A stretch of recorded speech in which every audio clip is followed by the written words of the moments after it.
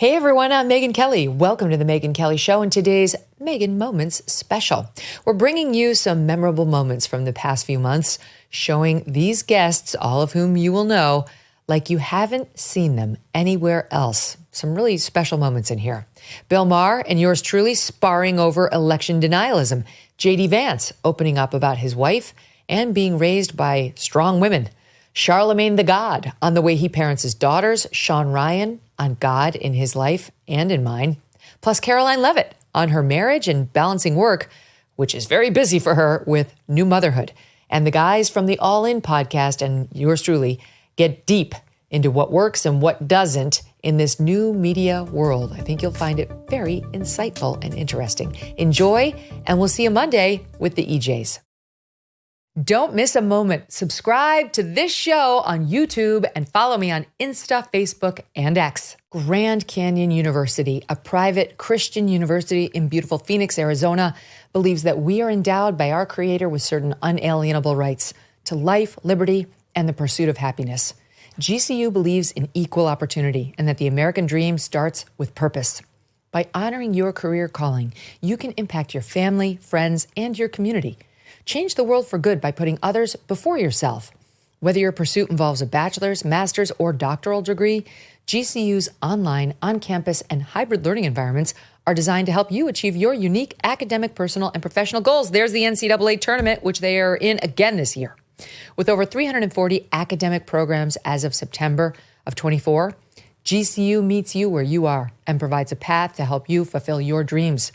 The pursuit to serve others is yours. Let it flourish. Find your purpose at Grand Canyon University. Private, Christian, affordable. Visit gcu.edu. He thought last time that he could count on someone being just a Republican to do his bidding. And what he found out was that there are a lot of decent people who are Republicans, which is something I'm trying to tell the Democrats all the time. You can hate Trump. You can't hate everybody who likes him. And you certainly can't hate half the country. And Republicans is not a byword for bad people. And a lot of them stood up. I mean, even ones who I don't like very much, Mitt Romney, McConnell, obviously Liz Cheney, Chris Christie. There were Mike Pence. These are what I call as good as it gets Republicans, for the people who don't like Republicans. They full-throatedly said Trump lost that election. Mm-hmm. No two ways about it. McConnell said it wasn't even a particularly close election. A lot of people said it. But look, I agree with you that the majority of the Republican Party doesn't believe that. But I do think there's a difference between it was stolen, the nonsense with Dominion voting machines and all that, versus it wasn't fair. And what wasn't fair? The election. Don't get me started. What wasn't fair? Okay. Well, the How election. About the suppression of the Hunter Biden laptop story? Just for one. Oh, for fuck's sake! Really? Oh, then we're not as alike as you think. That's a stupid non-story. I mean, yes. Says who? There are polls that show some 10 to 12% of the electorate says they would have changed their mind had they seen it, had they known about it. It wasn't right. It wasn't right to suppress it.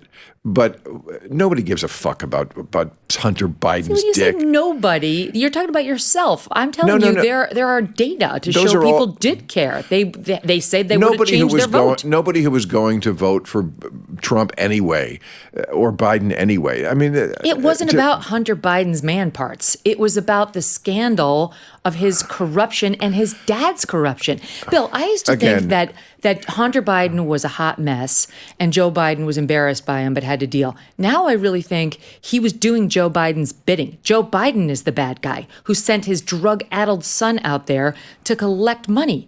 That's what the laptop shows. And that's more important than what I was bringing up about not abiding by election results, not respecting what always made this country great, the peaceful transference of power. See, I don't disagree with you on that. You're not going to get me to say it was a great thing the way Trump behaved. I don't have to get you to agree or disagree. You're obviously someone who looks at an elephant and a mouse and cannot tell which one is bigger.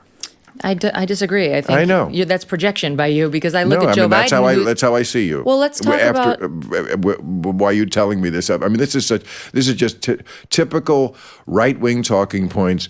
The evil Hunter Biden and the evil Joe Biden. And look, do I like them? No, I don't particularly like them. I think they're very flawed. Listen. It's not nearly on the scale. You're misstating my argument. You're misstating my argument. That Hunter Biden just now on the laptop was brought up as evidence of how the election was not fair. He's not a reason necessarily to not vote for Joe Biden. The reason not to vote for Joe Biden is his policies. You're not woke. He's as woke, or at least his policies are, as they come. The open border bill? How could anybody vote for somebody who keeps this border open with the number of rapes and the number of murders and the numbers of crimes going on with these immigrants? But again, these are the normal sorts of issues we've always had in this country that should be taken care of through the normal process we've had. You're talking about the difference between I'm talking about the difference between this and something fundamental, which is our democracy. The fact that you have to respect who wins an election, or else you don't have the kind of country we've always had before. How about... I mean, I feel like we keep going around the roseberry bush about this, and we're not going to make any progress, so let's stop talking about it. But, you keep saying sort of I'm nuts because I don't see the difference between the elephant and the mouse, and I'm telling you I identify them differently than you do. Hillary Clinton, of course, is the original election denier. I'm sure you voted for her in 2016. Well, she's not an election denier. She absolutely was the OG election denier. First of all, she came out before the sun had risen to concede the election to Trump. And then spent the next 4 years saying he was illegitimate. He was an illegitimate president. Okay, well, first of all, she didn't say he was an illegitimate. Yes, she did. You tell me exactly what she said. She said those exact words repeatedly. Okay. I mean, she conceded the election. Whether you're interpreting her disappointment at losing it as the same thing as Trump not conceding it, I don't know if that's where you're getting it from. But again, it's a tremendous false equivalency. You could ask Hillary Clinton right now who won that election. She will tell you. Donald Trump won the election. Now she knows she has to because of what Trump has done. She came out that night in her dark purple suit and conceded the election. Correct. And then spent the next 4 years trying to convince us it was not legitimate. I'm just saying, look, it's not the same as Trump. What Trump did was far more severe. I'm not going to deny that, but don't try to tell me that Hillary Clinton wasn't an election denier, and Jamie Raskin and a whole host of Democrats who are now in prominent positions on Capitol Hill. Doesn't make it great what Trump did, but they don't have clean hands either. But you bypass the immigration question. I mean, like that. I'm not a lot bypassing of it. I think it's a disaster. How would you put this guy back in there for 4 more years to leave the doors open? And like it was so much better under Trump? Yes, it was better under Trump. Are you kidding me? It was somewhat better. Oh, Bill. It was somewhat better. Go look up the immigration rates. Yeah, I know. Illegal immigration rates. I agree. For 2020, for 19 to 20. I'm not defending Biden on immigration. I don't understand why it's so difficult in this country to stop people coming through the border. I don't. And I watched that 60 Minutes piece they did on it a couple of months ago, and they had films of people coming through this hole and the Border Patrol just watching them and basically waving. I don't understand why. I don't understand why this country can't accomplish something like that. It doesn't seem like it's impossible. But so many things in this country. That's what's so aggravating. We can accomplish it. We can stop what's happening at the southern border. We just won't under Joe Biden. And he keeps pretending like he has no agency on it, but he does have agency. There are a lot of executive orders he could do, just like Trump did.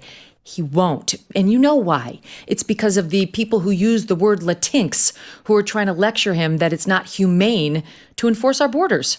Yeah, I would agree with that. The left wing, because they're so afraid always of being called racist, they let that color every issue and very often wind up with terrible policies that wind up not helping people of color. Don't you think that's what's happening to him on the trans issue too, which is my big issue that I mentioned off the front? Well, I think what Joe Biden is a guy who does not want to fight with the left wing of his party. He sees that as, I don't think he understands a lot of what's going on in the left wing. I doubt if he heard the word trans before he was president.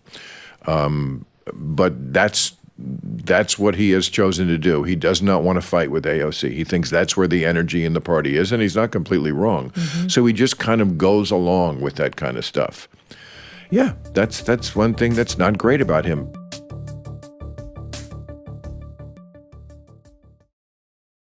They were in love with you after Hillbilly Elegy until, because they thought you were like a Trump whisperer. You were the guy who could help them understand the evil man who had ascended to the presidency. But there was an interesting exchange that you had on Joy Reid's show back in the day. This is 16, discussing your book. We pulled it up just for kicks. Here it is. JD, thank you so much for being here. I have read so many think pieces about your book and seen so many interviews with you. I have the book right here. Can't wait to dive into it. But your story, first of all, is fascinating. So the way you went from sort of Rust Belt country to Yale. One of the things that's really fascinating about your story, JD, is how similar some of the pathologies you talk about are to the pathologies that normally people assign to African Americans, right? That, these ideas about the way you're raised mostly by your grandparents, the way that you were able to use opportunity like the military to get a college degree. That's very familiar across racial lines. So why do you suppose there's such a huge gulf and distance ideologically between African Americans and people from where you, like the ones you came from? Well, obviously, a lot of it goes back to 40 or 50 years ago when the two groups sort of diverged because of certain policies that were supported. A big part of it is just that because of the way that Black Americans have been discriminated against legally, I think Black Americans have tended to focus on a politics of race and which party is going to provide the most racial uplift or tear down the most legal barriers, whereas white Americans have typically voted their pocketbooks, voted a politics of class, and so they've tended to not necessarily overlap. Pretty fascinating. By the way, you look so young. It's crazy what's happened to you in the past 8 years. It was before the beard, Megyn. That's a long time ago. I feel like Usha's done a good job with you, JD. You kind of, you're sharper dressing, and I like the beard. In any event, you gotta chill out with that. She's already arrogant enough about a lot of things. She deserves to be. But I think you were making a good point there. And I think, even Joy Reid could see it back then. Now, maybe not. Well, look, it's very simple. And actually, I think it's started to change, by the way, Megyn. I think you see a lot of Black and white Americans voting more along class lines, voting more along who's actually best for me. There are a lot of Black energy workers who are not going to benefit from the policies of a Harris administration to destroy the American energy industry. So I do think that's slowly starting to change. But it is interesting to sort of hear how fascinated these people were with my story 5-10 years ago. And now that I am on the presidential ticket, they've decided that I'm the worst possible guy in the world. It's fascinating to me. It's not surprising, Megyn. And it's kind of what I signed up for, right? I mean, I want to make people's lives better. My whole idea here, and the reason I accepted President Trump's invitation to join the ticket is because I think that Americans have been screwed over by a lot of stupid policies. I'd like to change that. And at the cost of changing that, as people like Joy Reid used to say nice things about me and now they lie about me, whatever. As Harry S. Truman said, if you can't take the heat, get out of the kitchen. I think it's an honor to be here. And everything that comes along with it, I just see as a necessary part of having to do this job. When Trump named you as his running mate, we revisited some of your bio. And one of the points I made that day was, this is a man whose life has been formed by strong women. That's very clear. That's a fact. It's right. Not spin. From Mama, your grandma, to your mom, though it was a complicated relationship and remains so, I'm sure, to your sister Lindsay, with whom you're very close, to Aunt Wee. And then you move on to Yale Law School, and there's Amy Chua, our mutual friend who we love, right, who encouraged you to write the book and changed your life and saw in you this special story in person that ultimately would lead you to enter the national conversation. And then Usha, who you met at Yale Law School, who I know has been responsible in large part for teaching you how to love, how to be in relationship, how to conquer some of those childhood demons.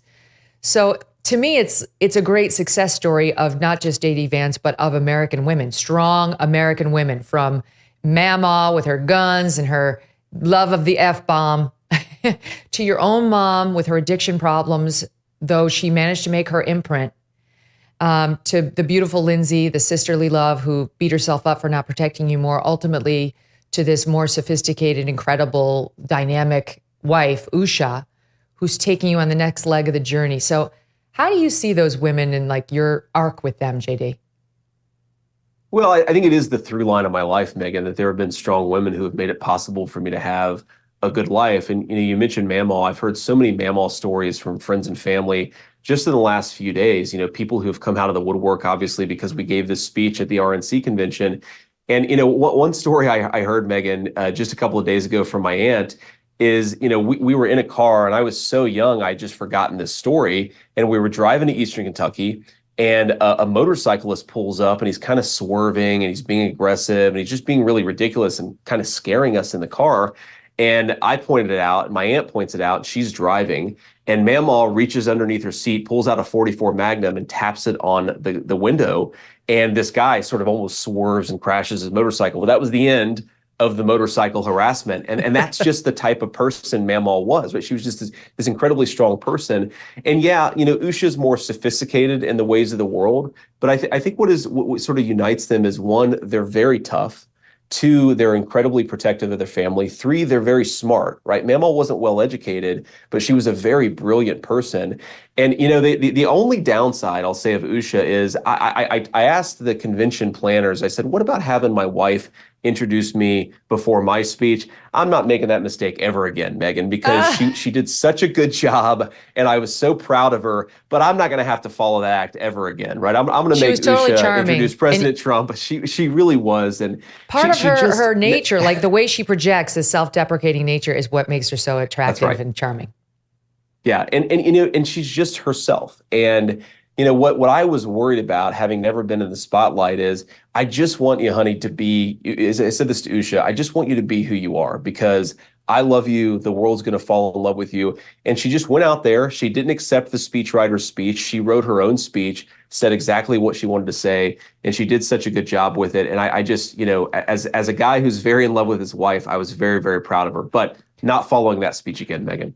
So how did you feel when you got the call from Trump? You and I talked when you weren't even in politics. Yeah. You had just returned to Ohio from San Francisco. You were telling me you just couldn't take the people openly defecating on the sidewalks. It was a lot from this kid, from Midwest. And you weren't even in politics, and now flash forward 8 years later, you get the call from President Trump asking you to be his running mate. How did he put it to you? How did he ask you, and how did it feel?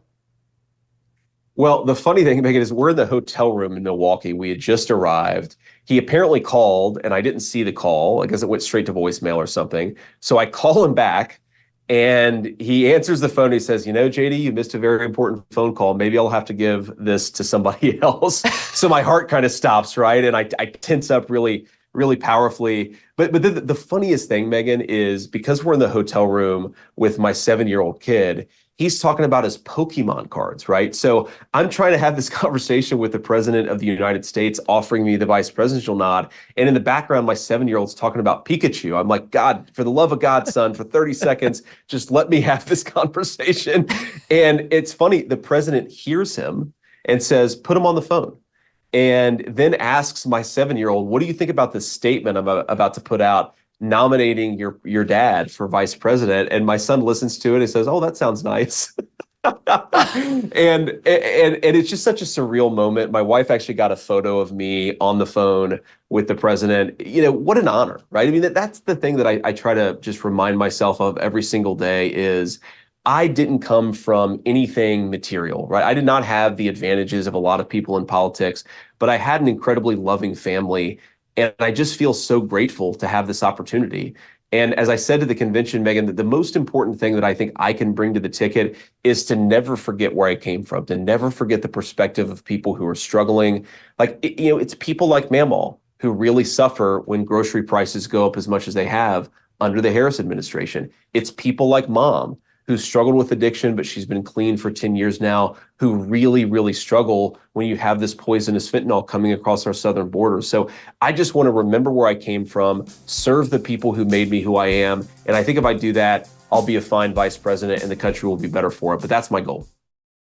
The book does spend some time on positive messaging and how you talk about the astronaut theory and how when we're raising our kids, we don't want to overcorrect so much against everybody gets a trophy society that we veer into cynicism with our kids. Let's be realistic. You're not actually going to the NFL. Maybe you should channel your energies a different way. You're very much against that. I think the positive, uplifting name for yourself is totally in line with now I know how you parent your own daughters. Absolutely. And you know, I got four daughters, and when they tell me they want to do things, I don't shoot it down, because I had older people in my life who did that to me. I tell a story in one of my first books, because this is my third book, but I tell a story in my first book, Black Privilege, about how I had a cousin aunt. She was like my mom's cousin, but she was also like an aunt to me as well. And I remember just talking about all of these big plans I had and all of these things I wanted to do in my life. And I remember she said to me, "Don't set your goals so high. You know, don't set your goals so high, because if you don't reach them, you're going to be disappointed." And I paused for a second and I said, "That is the stupidest shit I ever heard in my life. Like, why would you ever tell a child that? Like, why would you?" And I wasn't even a child. I was like, I don't know, 19, 20, but I was like, why would you ever tell anybody that? So my thing with my kids, when they want to do something, yo, let's try it out. Like, I got one of my daughters recently started soccer, and you know, she liked it at first. Past couple of practices, she don't want to go. Why? She said it's too hot out. I don't want to be out there in that heat. I'm not gonna force her to go out there and do the soccer if she doesn't want to. Because if you genuinely love something, you're gonna want to do it regardless, right? That's how I was with radio. It didn't matter that I wasn't making any money. I've been doing radio 26 years. I didn't start making money really in radio till probably my, I don't know, 10th, 12th year in radio. So it took a long time. You know, I started doing radio in 1998. I didn't start really making money till probably 2010, right? So, but I loved it. So that thing that you love to do that is probably going to change your life is that thing that you're going to do for free. So if she doesn't want to go do soccer, I'm not going to press her to do it. Yeah, there's no. But there's I'll give her the opportunity. Committing to that at this point in her life. So I want to ask you this, because you're very positive in your messaging. You're real, but you're positive in your messaging. And then there was a chapter I wanted to ask you about, which was 16. This wasn't you. It was Aaron Magruder, who was the man behind the Boondocks comic strip. And it was the only chapter I was like, wow, well, this is not positive. This is some stark stuff. And it's about it's called race. Death of a Nation. Yeah, it's about race in America. And it's about you know, us allegedly being a white supremacist country, and Republicans don't do shit for poor white people, but they still vote Republican, and they do it because if they were to vote Democrat, the N-word would benefit. It's got a lot of incendiary thoughts on how evil Republicans are, because they really just exist to keep the black man down. And it's not you, but you put it in your book by this guy, Aaron Magruder. So what are your feelings on that?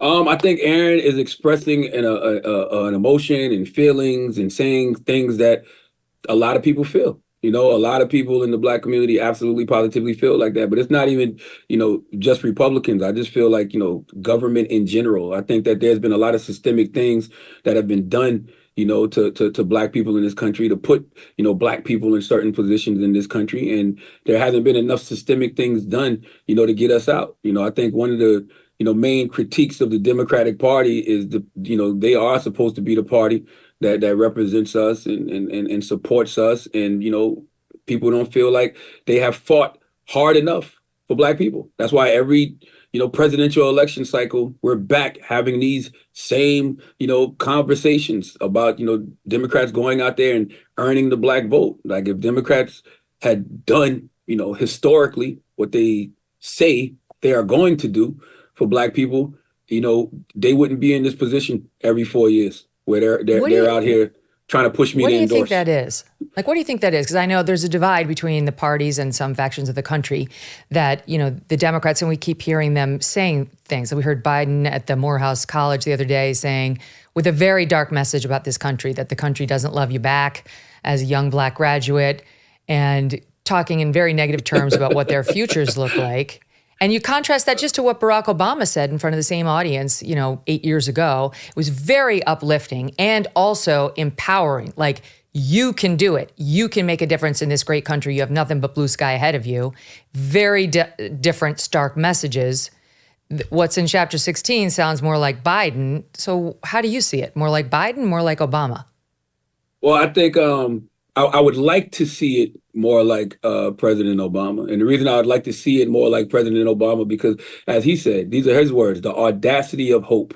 Like, you have to be optimistic. Like, I'm optimistic because I was raised on a dirt road and, Moncks Corner, South Carolina. My mother was an English teacher. The most she ever made, was $30,000 a year at one point. My father was a great guy, who had a lot of flaws, right? And he was a construction worker, but he also had his own mental health issues, and his, he dealt with substance abuse. And I'm not supposed to come, out of that circumstance, but because I was able to come out of that circumstance, and just because of other conversations I've seen from people who come from environments like mine, I have to have the audacity of hope. I have to have optimism, but I also have to deal with reality too. And it's just interesting that President Biden would go to Morehouse and make those statements when a lot of those issues, those problems, he's contributed to. Whether it was the 86 mandatory minimum sentencing, whether it was the 88 crack law, the 94 crime bill. There's a lot of things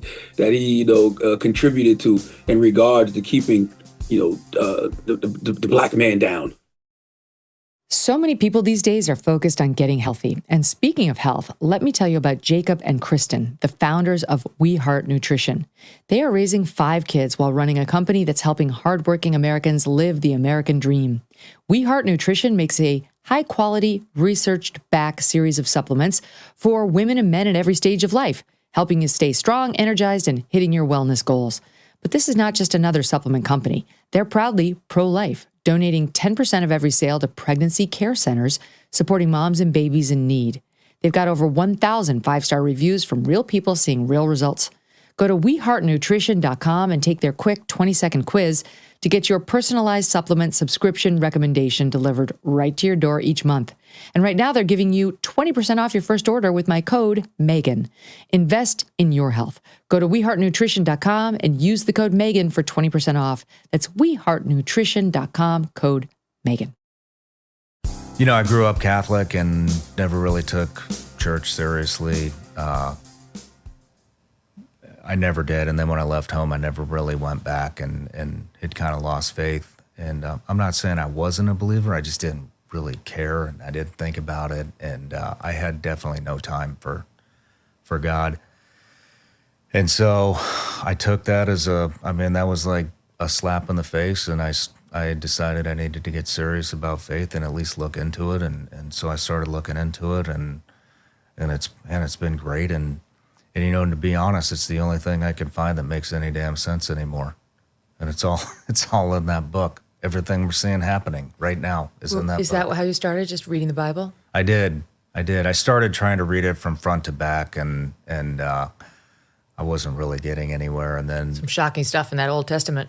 If you go that way. Yeah. And but then as it turns out, my entire team, I'm really close with my team, my podcast team, the guys that work for me and make it what it is. And turns out one guy was raised Southern Baptist, super well-versed in the Bible. My editor, Darren, grew up a Jehovah's Witness and escaped it, but knows that book from front to back. My IT guy, Adam, devout Catholic, knows it all, everything. Elijah, my production manager, he's the Southern Baptist guy. And they kind of started pouring into me. And a lot of my buddies that were in the SEAL teams, Eddie Penny really kind of paved the way for all of this, I think. Eddie Penny we were a team 2 together. And then he went on to Dev Group. And just not who you would expect to come to faith, but he was my Christmas episode a couple years ago. And ever since he came on and gave his testimony of how he came to, everybody that's been on the show has brought it up. And he became kind of a mentor of mine. So I called Eddie and told him, and I said, hey, this is what happened. I don't really know where to start. I don't really know what this means. And we had a conversation, and he he was like, oh man, he's like, a lot of us have been praying for this to happen. Wow. And that kind of freaked me out. I was like, what do you mean? And he's like, we've been waiting for this. He's like, you have a big voice, and this needs to happen. And so that was at about midnight. Now I'm getting into some other kind of weird synchronicity, coincidences. And so about 12 hours later, I had a meeting that Adam, my IT guy, had scheduled with me at noon. And Eddie was telling me during the conversation, he was talking about guardian angels and all this other stuff that was spiritual warfare, stuff that I know like nothing about. Well, fast forward 12 hours, I'm talking to Adam. I didn't know what this meeting was. I thought it was about email marketing or something. And he wanted to talk to me about spiritual warfare and guardian angels. Wow. And I was like, it was literally like almost the exact same conversation as I had with Eddie Penny. You're like, that's not on the drop-down menu Yeah. of message manager, I know, meeting manager. you know? And they're not friends. I mean, Adam is, with all due respect. They hadn't coordinated, those two guys? Eddie is built like a shit brick house, a dev group operator, and Adam is a IT computer nerd who I love to death. And so no, they don't, there's no cross-pollination. They're not friends. They've never spoken. Exact same conversation at noon. Come home for lunch from my studio to be with the wife and kids. And Adam, and anyways, I go back to work. I look at my clock in my truck, and it says it's 4:44. I look at the odometer.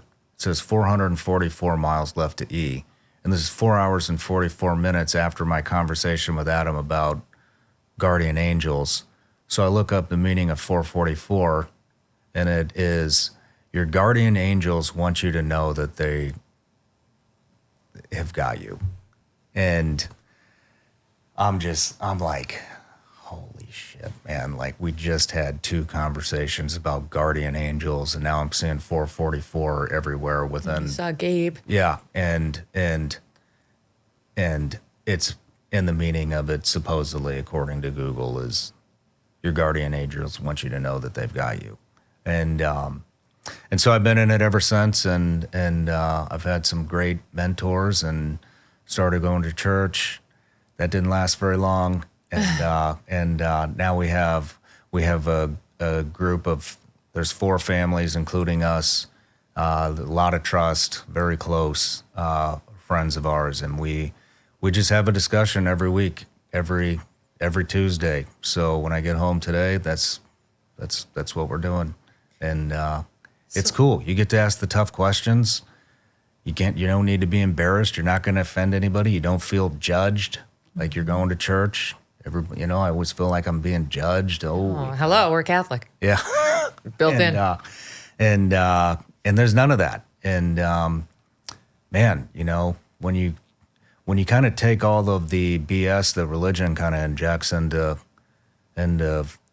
your journey of building relationship with the Creator and Jesus, it's really interesting, and it can be a lot of fun. I know what you're saying. My audience knows I've been having a not unrelated struggle on that exact score. Really? Yeah. I'm Catholic, lifelong Catholic, and I started the process of having my first marriage annulled. And instead of like bringing me closer to God or setting me in a path that I thought would land well, it really has kind of alienated me.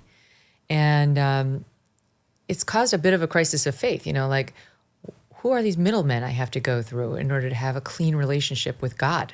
That doesn't make any sense to me. I think God loves me, and God sees me in a loving marriage with 3 wonderful kids who have 2 great parents who are in love, and he's thrilled. And he will accept me into his kingdom when it's all said and done. And if he doesn't, it's certainly not going to be because I didn't get I got a paper divorce from him, but I didn't get an annulment from a priest, and then married Doug in a Catholic church. It doesn't make any sense to me. So that's sort of where I am right now. I'm still wrestling with it. I got tons of great feedback. By the way, thank you to my audience, because so many thoughtful emails on it, from Catholic listeners, but also just Christian listeners who don't believe in that, middleman thing either. And I haven't resolved it. Well, I'll keep my opinion to myself. But why? The middleman is a lie. There are no middlemen. Mm-hmm.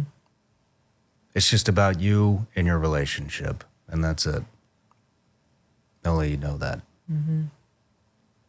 And when you think like that, I mean, it gives me a sense of peace, And then you start looking at all the stuff that's going on, like Trans Visibility Day being declared on Easter Sunday. You can't tell me these aren't signs, And this is all, like I said, this is all in there. I'm still reading through it. I'm not through it all yet. I don't claim to be an expert, but I see things. I have a team to lean on who's well versed in this stuff. That was very fortunate. And it's everything we're seeing happen is in that book. And when you come to that realization, it's really odd, but all the stuff that was bothering me, and it still does bother me, but at the same time, it makes me stronger because that was supposed to happen. That's in that book. Really, Trans Visibility Day, a confusion of genders on Easter Sunday, making a mockery of the resurrection. That was in there. Yep. So how do you feel now? Do you feel a difference physically, emotionally? Oh yeah. Now versus during the Chinese trial balloon period, which was dark? Definitely. I mean, I'm at peace with it. I mean, I'm still gonna fight the good fight, and I'm still gonna bring truth and uncover corruption and tell these stories, and I'm not gonna bend a knee to anything. But seeing it all happen, it is actually making me stronger, because I found something in a world of nothing that makes any sense at all. Not a damn bit of sense. This makes all the sense in the world. It aligns with the values that I've always had, or maybe I align with its values, but it's helped me. And then you start learning about, maybe forgiveness is for you and not for the people that did something bad to you that was unjust. It's for your sense of peace, not for theirs. You can go on and waste all that bad energy hating somebody and talking shit about them and, complaining and, oh, I got screwed over and I'm a victim and da-da-da-da-da. But the minute you forgive them, that's off your plate, and it's like a cleanse. Amen. Fox does control everybody who works there. Trust me, I know. That's why it's so amazing to be in the independent lane, right? It's like, you can say whatever the hell you want. The thing that's changed is that the news has become totally commoditized, right? You can basically get the same facts everywhere. And I think what people have sniffed out is that it's people's opinions, especially smart people, who are consistent. That's what matters. You're one, Tucker's one, on the left, Ezra Klein is one. There's people on both sides, but my point is that what people don't care about is if you, for example, wrote an article and the byline said the New York Times, you just wouldn't care as much as you used to. And in 5 years, they'll care even less. And it's the same with Fox. Now, those people, for a moment, they had the right to have the business model that they did because, let's take Fox as an example. They literally spent billions of dollars to build the broadcast infrastructure to get in front of people. But that's been undone. And so now I think the next 20 or 30 years will be about people who can be articulate, consistent, interesting. Some people will want partisan, some people will want independent, but that sorting function is going on right now. And I think that's where the media, I don't want to say that they lie, but I think that they can be, their insecurity around this one thing comes through in so many articles. You see it in the Doge articles. You see it in this article about the Red Sea. You see it everywhere if you're paying attention for it, which is What they're really expressing is we're not nearly as important as we used to be. And so they have to go to more and more extremes because the relaying of the news doesn't really add that much value. You can go on X and get that in 8 seconds. And Yeah, control, that's exactly Megyn. right. This is about control. You know, you and Tucker, supremely talented, they controlled you because they gave you these giant multi-year deals. You guys were at the top of your game. 8-figure deals is extraordinary. You guys top-ticked it, as we say in the business. You hit the peak. And it's scary, and to be talent and then start from zero again. Yeah. But you did it, and now you control it. And now Tucker controls it. But, you know, you can see their top-down control ruins the editorial. You could see it in that Dominion case that Fox had to settle. It matters. They start, and they start messing with you, and they try to steer you in one direction or the other. It's even more subtle than that. The audience gets it. The audience understands it now. Yeah, and it's more subtle than that. You don't need a $750 million lawsuit to go against you. Now what you have are things like the CBS clip of 60 Minutes. Yes. All of that just subtly chips away at people's trust, right? Now, I used to watch 60 Minutes religiously on Sundays. When I was growing up as a kid, I thought, okay, this is where I, watch for an hour and I'm a little bit smarter for it. And now when you see these kinds of things, you think to yourself, what is the point of even watching these clips? And then when you see the clip being distributed, you think to yourself, well, is this yet another moment where CBS cherry picks the editing of something to portray a message? I don't want the cognitive load of having to deal with that and figure it out.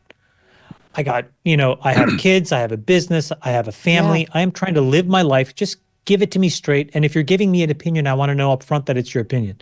But what I don't want is the manipulation. It really is. Over time, you realize who you can trust and who you cannot. And for me, it's like, it's fine. I'm happy for Chris, I'm happy for Fox, but it matters who controls this show. And some were suggesting like they have an ownership. I own 100% of the Megyn Kelly Show. I don't have investors. I have nobody. I have me. Right. And that's the other thing. Like, they're not wrong. When I worked at Fox, you couldn't say if you said anything like to the press, Irina Briganti, that snake, would be all over you. They'd be dropping hit pieces on you to try to control you. And I'm delighted to have nothing to do with this person. I don't know, what, I don't think Fox has any delusions that they would control me because they sell ads for me in this new context. But it's delightful to be able to not worry about people like that, and you guys know, maybe you don't know, because I know you had lean years. We talked about how Chamath worked at Burger King when he was a kid. But, after Fox and NBC, both of those organizations tried to destroy me. 100% tried to destroy me. And you have those nights in your bed where you're kind of like sad and your career's blown up and you're like, Jesus. And bit by bit, then you build it back. And the last thing you want is for somebody to come in and be like, oh, she sold out. She sold out to one of them. Like, in the end, she bent the knee and went back. That's not at all what happened. I had nothing to do with this. It wasn't my decision. And when I tweeted that out, again, not trying to antagonize Fox. I see why they're smart to have made this move, just setting the record straight. But that's when I tweeted it out, you guys won't be surprised to learn, every one of the people who follows me on Twitter was like, we got your back. We get it. We knew it. Totally. Don't worry. It's just a brand new world. Can I make a prediction? Just 3 legs of the stool, Megyn. You have 2 of them, and you got half of one. You got to make that last leg of the stool very strong. I agree with that. Chamath and I, we brainstormed and we built this infrastructure inside of All In so that we never have to bend the knee, and we have the FU money and the FU platform. There's a picture. I don't know if Allison you can find it, but there's a picture of SpaceX's engines. They're the Raptor engines, and they're sitting side by each. Okay, Raptor 1, then Raptor version 2, then Raptor version 3. And I think what's happening in the creator economy is very akin to that picture, which is that if you're going to build something real, and I think the creator economy is real because mainstream media is decaying. To build something real takes at least 15 years. There's no shortcuts. There's nothing you can do about it. And what happens is the first version, all it has to do is just kind of work and hang together. And a lot of people will dunk on you, and a lot of people will think that you're still kind of, wasting your time, or you're working on a pet project or whatever, but you're not. Because the minute you get that version 1 working, and you've gotten version 1 working, Tucker has, Ezra Kelly has kind of, but he should really leave the New York Times and do it on his own, or Ezra Klein, sorry. What you are then allowed to do is work on version 2. And version 2 is the first version of it that's like a real thing that can stand alone. And then 4 or 5 years later, you get to this version 3, and that is just excellence. And that's when everybody else goes out of business. And I see this pattern in so many businesses. It's going to happen in this creator economy. So you, Mr. Beast, us, Tucker, we're on version 1. It's very rough around the edges. People are figuring it out. We're all going to make mistakes. But that version 2 is when there's going to be this meaningful downtick in the New York Times, in the Washington Post, in the Wall Street Journal. By the way, I said this, I had probably 15 media subscriptions. I'm down to 1, which is the Wall Street Journal. And I'm looking for every reason to just dump it. And for me, it's the anxiety of there's probably some financial news that I will miss and I won't really get on X or with the other places. But the minute I feel like I can, I will. Now, version 2 has to solve a much bigger problem though, which is once we're all out there making opinions, the other problem that it will highlight is that the algorithms are brittle. And we're going to have to figure out, how is our information getting in front of the right people? And how do we make sure that it's not just a bunch of million echo chambers so that we become fragmented? That's not solved because right now we go into a centralized algorithm, right? Everything goes into one version inside of Meta or inside of X or inside of Google. And and Jason's talked about this before, which is this idea like there should be a marketplace and a competition for these algorithms as well. That's the next part of fixing the media cycle, because some people may literally want to just stay in a partisan bubble, but some people want the media diet to be balanced. How do you get that? Today, it's impossible. It's funny because I was speaking with a very smart person about YouTube algorithms, and this person doesn't work for YouTube, but I was saying, well, how do how can the Megyn Kelly Show go from 3.5 million subscribers to 20 million subscribers?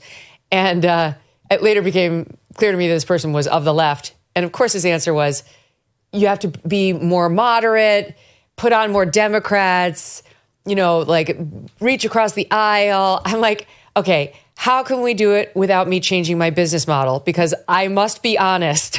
And I don't think the secret to my next level success is to populate the show with a bunch of leftists. But I do have a lot of Democrats on the show, but the answer is not to change anything about my content. It's to make sure the algorithm picks up the content. Exactly right. Yeah, the most important thing in media, and I told this to my squad on All In when I was, in the early days, it was just hard to get these guys to show up every week. And I just sat them all down and I said, guys, the number one way to be successful in media is to show up every day.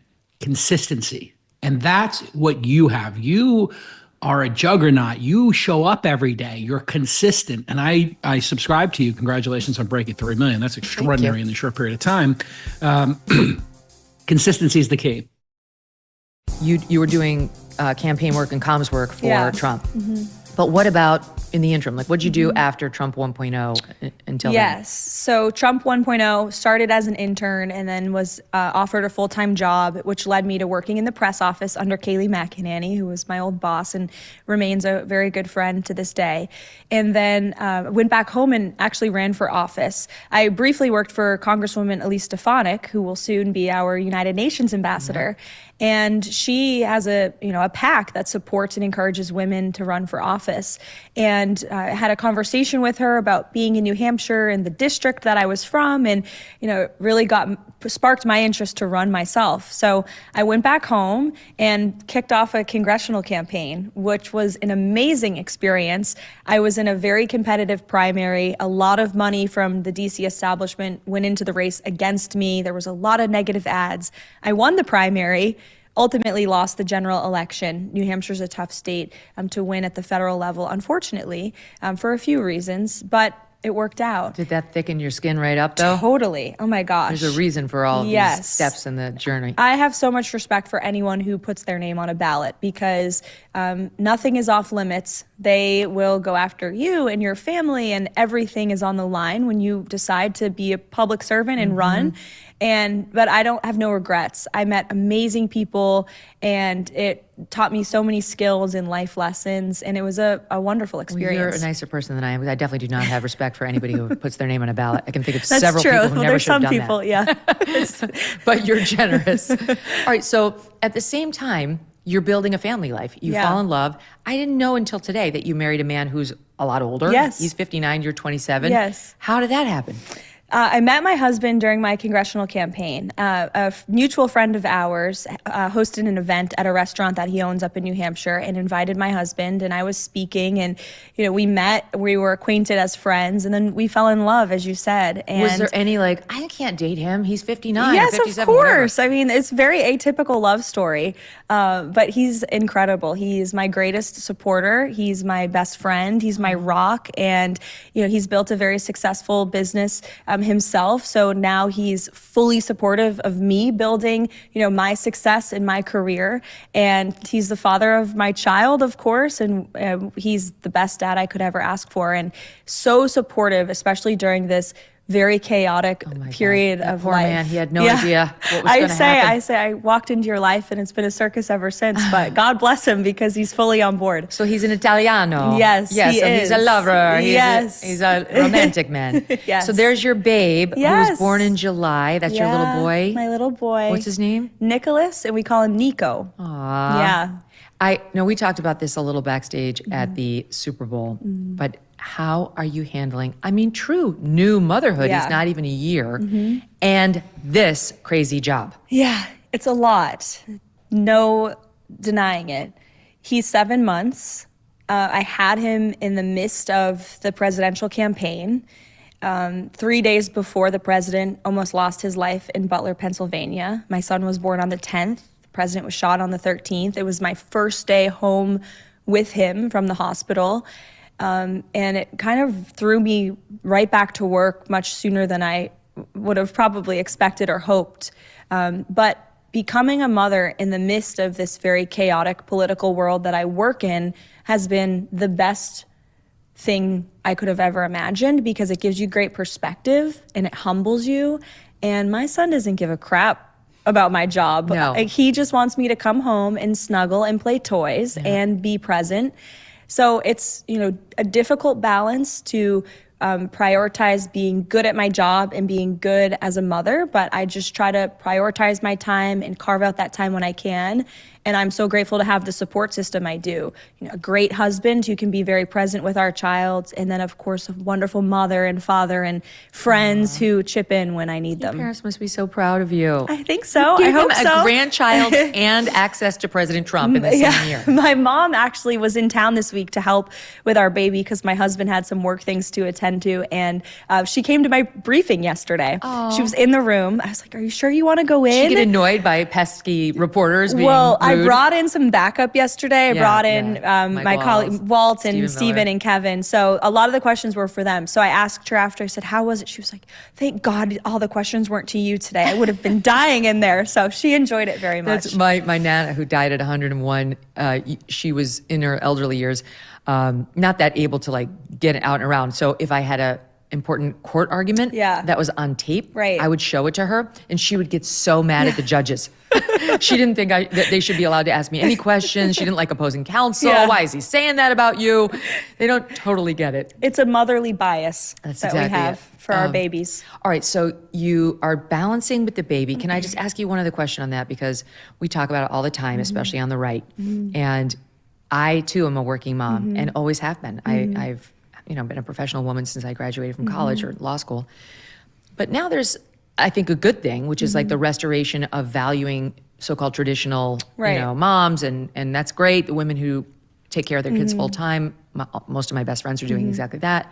But it seems like in the right, there's a bit of a shift toward you can't do what Karoline's doing. That's actually an unsafe or a dangerous or a bad choice for families, for children, which I reject wholesale, but you hear it more and more. Yeah. Do you hear that, and what do you think of it? I would reject that it's a bad choice. Is it a tough choice? Absolutely. As a mother, you want to be with your child 24/7. You have that maternal instinct. 27. Yeah. Not all the time. Well, right now, yes, because he's 7 months and just squishy and lovable, but I'm sure that will change. No, but you do have that maternal instinct, but also recognizing like, I'm doing this work for my son and for all children to make this country better. And it's a once in a lifetime opportunity. Yes. It's also it's temporary, right? In 4 years, my son will be 4 years old and the president will no longer be at the White House. And then I'll move on and do something else. But, this chaos of 24/7 work is a temporary matter. And that's what at least I tell myself to get through these very long and hard days. But I would reject that you can't be a good mom and be good at your job. I think you can do both. It certainly it's not for everybody. And it takes a lot of work and will and faith and prayer. And it's hard, but it can be done. And, I would reject that. We can't chase our great conservative moms out of the workforce. Right. Then we get rid of you. We get rid of Katie Britt. We get rid of Usha Vance. Right. Like this is not the way Amy Coney Barrett is not on the Supreme. Like that should not be the place the conservative movement lands. I agree. All right. So now you start as White House press secretary, and were you thrilled to get that invitation? Of course, yes. I was very humbled and honored, and I was campaigning, with the president over the past year through the court trials. We sat in that courthouse in Manhattan with the Bragg trial, so many rallies, and we worked so damn hard to win that election. You must have really wrestled with how you were going to meet the high bar set by Karine Jean-Pierre. Was that? Sorry. Was that out loud? No, she was terrible. Yeah. I mean, come on. Yeah. So how has your approach differed, would you say?